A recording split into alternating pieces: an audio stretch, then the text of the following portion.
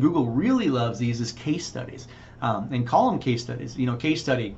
We came over to the house. The lady said she had this, backup issue with her toilet, and it turns out we ran the cameras. So you tell the whole story how we ran the cameras. We had 14 breaches in her pipe between there and the road. So we put flags in the yard with all the breaches. You guys know all these cool things that you're doing. So I would take pictures of each of those and then tell the story along the way.